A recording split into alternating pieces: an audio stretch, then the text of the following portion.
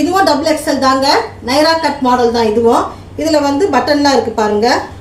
அவ்வளோ அழகாக டிசைன் வச்சுருக்காங்க பாருங்கள்.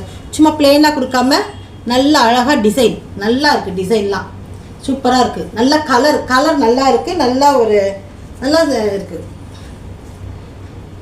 கை கூட நல்லா பெருசாக தான் இருக்குது. இது டபுள் எக்ஸல். இது குர்தி மாடல். குர்தி இது நைரா கட் வரும். நைரா கட்டு தான் இதுவும். ஓகேங்களா?